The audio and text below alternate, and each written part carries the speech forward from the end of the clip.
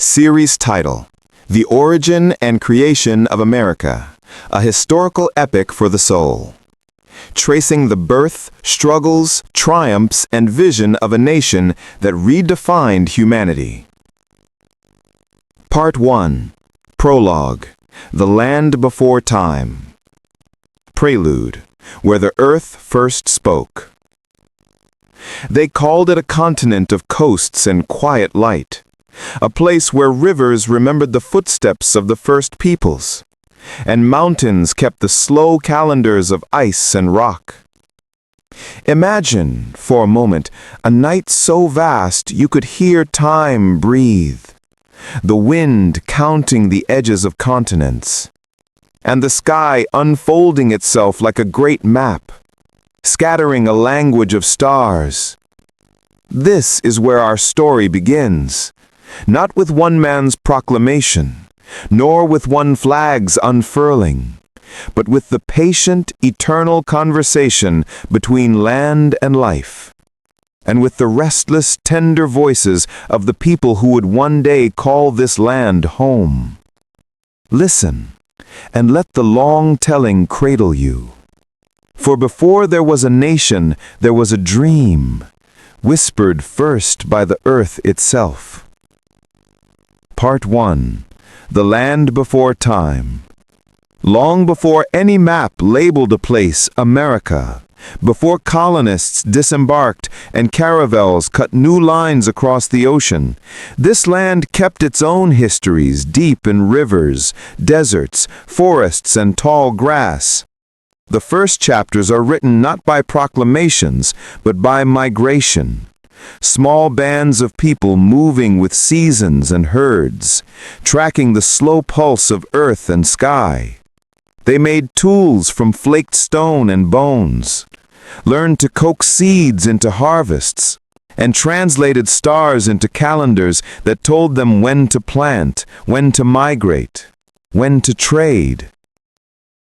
From the northern ice to subtropical marshes, the land shaped the people, and they shaped it back. In the Pacific Northwest, people carved stories into cedar and set canoes like long, low birds on water that tasted of salt and stories. In the Mississippi's valley, a civilization of mounds rose, built in layers of earth and ceremony, reflecting a complex social life and trade that reached far across the continent. On plateaus and plains, people followed the great herds and learned the laws of fire, how controlled burning could renew grasses and keep the meat and the people thriving. These societies were not static. They shifted with climate, trade, and conflict. Stories were their libraries. Elders recited lineages and laws by the hearth. Children learned navigation not only by stars, but by memory, where the stone looked like a sleeping bear, where the river carried a voice like a drum. Within that symphony of place, languages multiplied, art flourished, and 1,000 small democracies formed. Councils of elders, ritual leaders, traders, and storytellers. For thousands of years, this was the deep, humanly domestic life of a continent. Part 2. The Age of Contact. Then in the maps of distant courts and in the dreams of sailors chasing spices and gold, the idea of the Western Sea grew into a possibility. The first crossings that touched these shores did not arrive all at once, nor did they arrive with a single intent. Norsemen struck the north near Newfoundland and left traces of iron and timber scars, half remembered and nearly swallowed by time. A little later, other sailings, Portuguese, Spanish, English, French, Dutch, came with different aims and with different consequences. For native peoples, contact was as complicated as the wind. Some encounters brought new trade goods, knives that could cut without sharpening, glass beads that became new ornaments. Other meetings brought diseases that would travel ahead of any ship, invisible and ruthless. smallpox, measles, influenza. The demographic shock was immense, a sorrow that reshaped social life. Whole towns and trade networks were suddenly altered. Yet contact also muddled lines of power and friendship. Alliances formed and dissolved. Some indigenous nations traded, allied, and sometimes fought alongside Europeans to secure advantage or survival against rivals or new threats. In the long run, the arrival of Europeans set off waves of population movement, colonization, and eventual displacement that would remold the continent's human geography. Part 3. Seeds of Colonies. Colonial life began as experiment and endurance. In Virginia, life became a bitter negotiation between colonists and land, between tobacco crops and survival. In New England, whole communities founded themselves on pilgrim oaths and covenant theology, trying to translate spiritual ideals into hard reality under snow and wind. The Caribbean sugar economy, the fur trades of the Northeast and the Great Lakes, the port cities on the Atlantic, each created its own logic, its own demands, and each drew people onto the continent for different reasons, for wealth, for religious refuge, for a second chance. But the European settlement also brought a cruel, systemic new dimension, the transatlantic slave trade. Millions were torn from West and Central Africa, carried across an ocean to be pushed into forced labor on plantations and in cities. Their labor pulled the colonies into the orbit of cash crops, sugar, tobacco, rice, later cotton. The presence of slavery shaped law, economy, and social order in ways that would haunt the future republic from its birth. As these colonies matured, they also formed languages of resistance. Local assemblies debated taxes and rights. Colonists read political tracts and pamphlets and grew used to making laws locally. When distant powers began to levy taxes and to claim authority in ways that felt arbitrary or injurious, voices for autonomy grew louder. Part 4. A new idea, experiment in self-government. Revolution was not inevitable, but a collision of ideas and events made it possible. A generation steeped in Enlightenment thought, liberty, natural rights, the social contract, confronted a pattern of imperial policy they judged oppressive. Battles, small and large, riots over taxation, and the drama of Boston's harbor filled the air with a new vocabulary: independence, representation, sovereignty. The Declaration of Independence was not merely a statement of grievances. It was a rhetorical and moral claim. Governments derive their just powers from consent of the governed. But the revolution that followed was ambiguous, a war of armies and ideas whose outcome would depend on alliances, foreign aid, and sheer grit.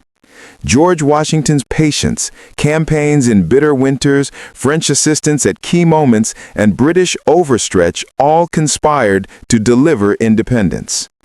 Yet the new nation found itself in the tricky business of building institutions. The Articles of Confederation offered a loose confederation that struggled with debt, trade, and security. The Constitutional Convention in Philadelphia stitched a more durable frame, a federal system balancing local autonomy and centralized authority, 3 branches of government, and a Bill of Rights to protect individual liberties, or at least so the promise read on paper. Part 5. Contradictions in the New Republic. This new formation of the United States was simultaneously radical and limited. Slavery remained legal in many states. The Constitution accommodated this through compromises that would later become tender. Women, indigenous peoples, enslaved Africans, and many poor whites were excluded from the political community that the Constitution primarily envisioned. But the Republic began to expand and change. The Louisiana Purchase doubled the nation's land. Pioneers traveled west in wagons, bringing tools and hope and sometimes violence. The map changed as treaties and wars moved borders. New transport and communication technologies, canals, railroads, and telegraphs stitched east and west together, decreasing travel time and accelerating economic growth. Alongside these developments, new social movements flickered and flamed into life. Abolitionists who demanded that the moral stain of slavery be removed. Suffragists who argued that the right to vote must widen. Reformers who pushed for temperance, education, and better conditions for workers. These movements were contentious, passionate, and often painfully slow. The country's political life was turbulent, partisanship was sharp, compromise was both a necessary skill and a bitter drain on passionate convictions. Part 6. The Great Unraveling and Reconstitution. The moral and political tensions nested in the Republic eventually became a breaking point. Expansion of slavery into new territories, stark economic differences between industrializing North and agrarian South, and disputes over states' rights crescendoed into a national breakdown, the Civil War. It was a catastrophe in human terms. Brother against brother, cities shelled, entire regions devastated. The Emancipation Proclamation, battlefield sacrifices, and the Union's victory began a process of legal abolition, but not immediate justice. Reconstruction attempted to rebuild and to give newly freed people political voice. There were moments of astonishing possibility: black men voting and holding office, community institutions emerging, schools founded. But backlash, terrorism by groups determined to restore racial hierarchies, and the eventual withdrawal of federal protections yielded a second set of shackles: Jim Crow laws and systemic disenfranchisement in many states. The nation had won a war and abolished slavery, but had not immediately achieved racial equality. Part 7. Transformation into a modern power. The late 19th and early 20th centuries were a whirlwind of change. Industrialization turned cities into engines of production. Immigrants poured into port cities, bringing languages, skills, and a sometimes brutal search for work. Railroads and telegraphs consolidated markets. Steel and oil became symbols of new empires of capital. The economic growth was dazzling, but it also concentrated wealth dramatically, producing robber barons and a labor movement that pushed for fair wages, safer factories, and political reforms to curb abuses. On the world stage, the United States grew from isolation to intervention. It fought wars beyond its borders, projecting power and being drawn into global entanglements. World wars reshaped the global order and the nation's role within it. The Great Depression in between revealed how intertwined economies had become and how vulnerable ordinary people were to financial collapse. The New Deal sought to rebuild a safety net. It expanded the idea that government could help stabilize markets and provide relief. Part 8. Movements toward fulfillment. The 20th century also hosted movements pressing the nation to live up to its ideals. The civil rights movement fought to dismantle legal segregation and open the doors of political participation. Women's movements sought not just suffrage, which had been achieved in 1920, but broader social and economic equality. Labor organized for better conditions and benefits. LGBTQ+ communities began, often in quiet bravery and in riotous defiance, to demand recognition.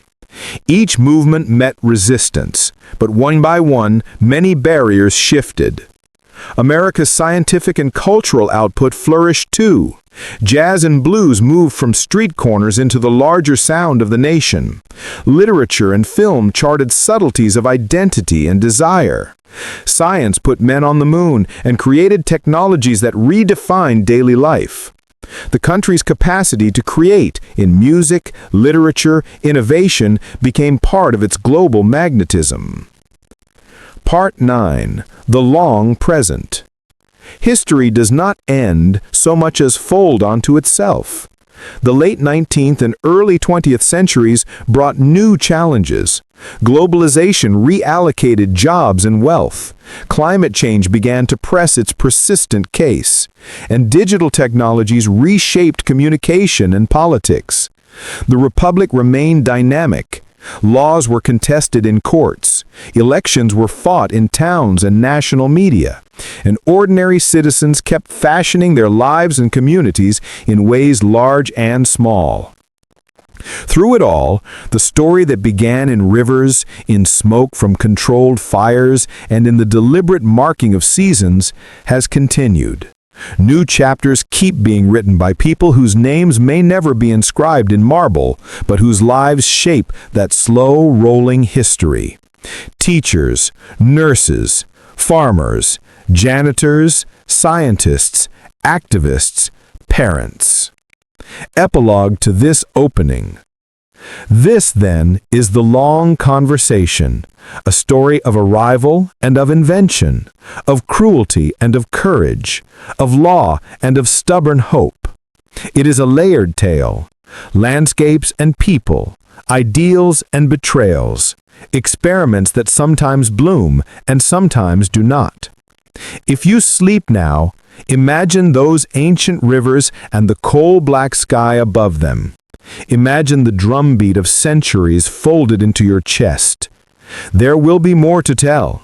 Deeper portraits of moments and people, long scenes of the factory whistle and the battlefield, quieter scenes in kitchens and churches and meeting halls. If you want, I will keep reading this story aloud, chapter by chapter, century by century, until the whole arc, the long American story, has been told in full in the kind of detail and calm cadence you asked for.